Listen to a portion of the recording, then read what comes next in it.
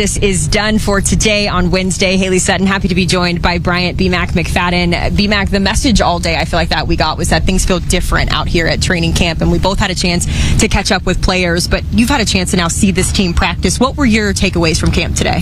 The intensity and just the discipline that's being displayed, and we saw how important that will be for Shadi and this staff, because he called up practice, right? We saw a few fights, which happens in training camp. Of course, emotionals get very, very high, but he felt like enough was enough. So he called up practice, brought everyone together, cussed them out a little bit, and made them run. They ran, conditioning, right? And so that tells me that he's emphasizing discipline. If you think about some of the Cowboys teams that we've seen in the years past, and of course you being a faithful fan of the Cowboys, undisciplined football was something that oftentimes showed up in critical moments of a ball game. Sure. So clearly he's trying to get that out of their mantra and just instill intensity. So that was a good telling sign, because they were not in full pads today, but they were running around and moving like they were in full pads. So clearly intensity is something that they want to display every play. There was about 3 skirmishes that we saw from our vantage point, different players getting in on the mix. That intensity, though, is what we've seen out of this team. And I had a chance to catch up with Dak Prescott, after practice. He says he feels good coming into the season. And one of the things I asked him about was about all of the wealth of riches that he has on offense, B-Mac. I mean, we both saw CeeDee Lamb. We saw George Pickens. We saw Jake Ferguson get up and extend for a catch there. When you look at the offense and the situation that Dak is coming into this year, what are your thoughts? How far can this team go specifically with the offense? They have playmakers on this offense. They have a lot of playmakers. I'm talking about in the passing game. We know CeeDee Lamb is one of the best playmakers in the National Football League. George Pickens has been a playmaker, considering not the best quarterbacking from what he's seen in years past, but we know what he can do. And Jake Ferguson is a guy that can make plays as well. So when you talked about Dak Prescott echoing about his job being easy, when you look at the outstanding, talented players he has around him, no question, he should be smiling. He was smiling every rep. He had a pep in his step. Until they had to run. Until they had to run. So he understands and he sees, man, this could be a very, very special offense, especially if they stay healthy, because he has so many playmakers surrounding him. And then they actually can do what? Help the running game up. Because, yes, we talk about the passing game because of the players deserving so, but we cannot forget about the running game with Javonte Williams taking advantage of this opportunity to be back in a starting lineup once again. So as long as they do what they're supposed to do in the passing game, the running game will be there, and it should be a very, very balanced attack. There were multiple times where we saw Javonte Williams break off during those 11-on-11 and some of the 7-on-7 stuff we've seen. So the running back room is coming together. What do you think about the red zone efficiency, though? Because I know that's something that you were keyed in on today. No question. I love red zone football from either side, because that's where games are won and lost. And what we saw today, red zone efficiency was at an all-time high from the offensive side. We saw CeeDee Lamb score a touchdown. We saw George Pickens score a touchdown. We saw Jake Ferguson score a touchdown. We saw CeeDee score another touchdown.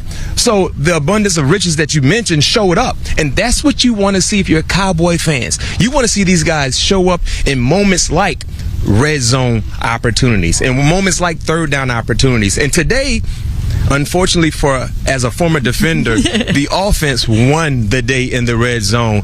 And that should be expected when you talk about the talented players that they have on the offensive side. The offense is shaping up quite well. We've also seen Kevontae Turpin taking handoffs out of the backfield. In the backfield, yeah. So expecting to see some special things out of Kevontae Turpin. We know Deuce Vaughn also fighting for a roster spot here. So offense is shaping up quite nice. I'm just a little concerned for the defensive side of the ball here, B-Mac, and your specialty. The secondary has just been depleted with injuries. We did have a chance. We were up close and personal, though, with those secondary guys. So as you were watching, who did you key in on as having a good practice today? Kyer Elam had another outstanding day, intercepted Dak Prescott. If it was real drills, a real situation, I think he would have took it to the house. But he's been able to. He took it all the way. All the way. To the all end zone the way. Back there. But he's taking advantage of the opportunities. Former first-round pick by the Buffalo Bills. Things did not work out accordingly with Buffalo. He has another opportunity here in Dallas. And right now, because of the injuries that you mentioned, he's been running with the ones, and he's been taking advantage of that said opportunity. But they need more, because what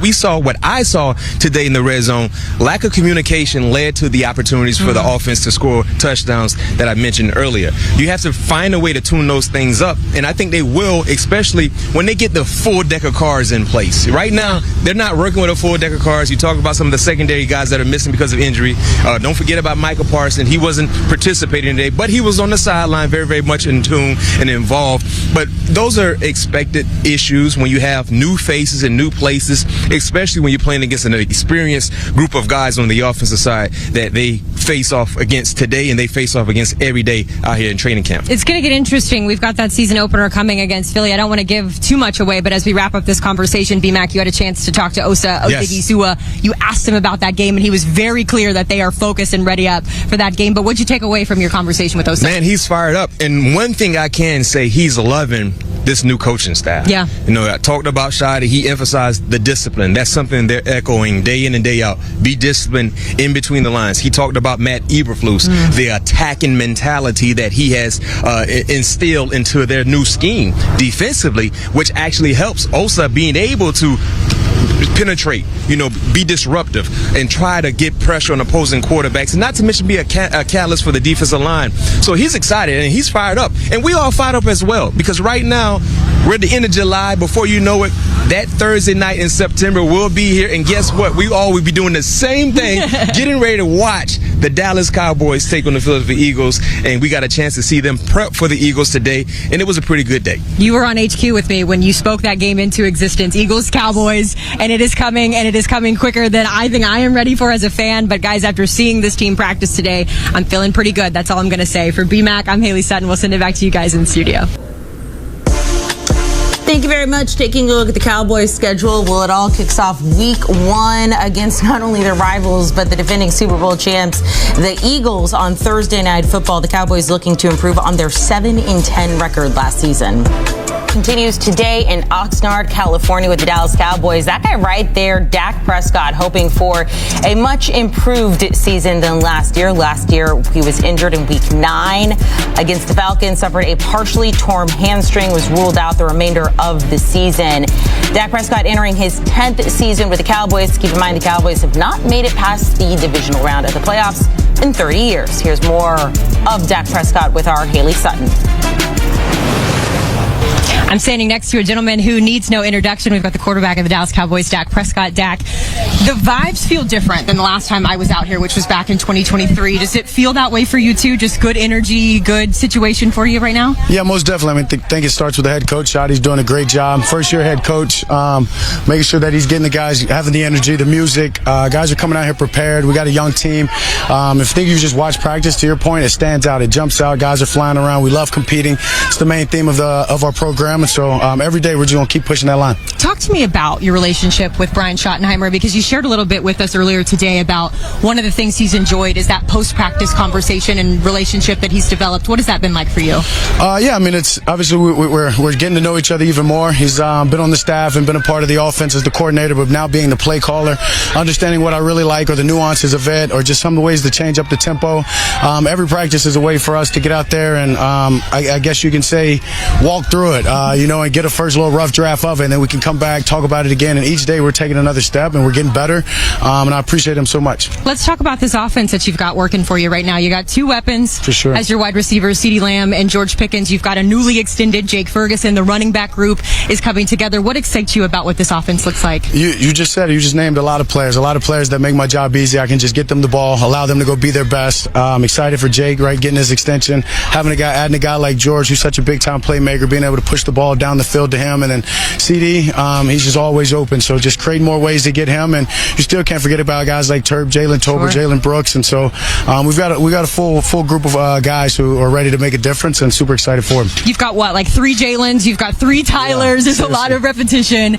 For you, you're one of those veteran guys now, right? And you've talked about the difference in mentality, whether it's having your family and your kids out here, being that veteran presence. Mentally, where are you at right now, just being that veteran guy? Yeah, I mean, I'm just grateful for every second I get to get out here and get better. Love my teammates, love my job, and I'm just pushing each and every day, making sure that I get better. And I know as long as I do that, I'm going to push everybody else around me. And so we're headed in the right direction. You just turned 31. Welcome. I also just turned 31. You got a nice birthday card as well from the guys. I love seeing that video. You're 31 for you. What's the goal? What are you keeping at the forefront as you go into this year? Yeah, it's 32. I wish I was 31. I'm giving you an I'm older extra than year. you. Yeah, I'm older than you. Me. It's just getting to spend my birthday out here, every training camp, hearing the birthday cheers and chants. It's something that I never take for granted. It's another reminder and blessing that I'm getting to do what I love, and so it's about just pushing that each and every day, and I'm excited where I'm at. You should feel good. I've been telling everyone that you're 31. Yeah, so I look it. I know it. Appreciate it. Thank you. Listen, Dak, the reality is you guys have a big game to open the season. It is against the Eagles. It sets the tone for everyone watching that game. What's the prep like for that game specifically, and what are you hoping that, obviously you want to win, right? But walk me through what that looks like getting to that game against the Eagles. Being where our feet are, taking it one game at a time, making sure whatever practice we're in, that we're taking advantage of it, and we keep that mindset. We know when Thursday night comes around, September 4th, we'll do the same that night, and all these 1% will compound, and we'll be the best team that we can put out for opening night. Last one before I leave you here. I couldn't help but notice that when you were doing your cadence, it sounded a little bit different. Everyone's gotten so used to that. Here we go. Is that something that fans can expect to hear again this year, or what does that kind of look like for you? I don't want to give away all our answers and secrets. You'll hear a little bit of it, I'm sure, here and there. But as long as we're all on the same page, we're getting off the ball at the same time, we'll be great. All right. Can you give us a here we go before you leave? Here we go. Great interview there between Haley Sutton and Dak Prescott, taking a look at the Cowboys' schedule for this upcoming season. Tied for the 5th most difficult schedule in the NFL. And things kick off week 1, massive game against the reigning Super Bowl champs, the Eagles, on Thursday Night Football.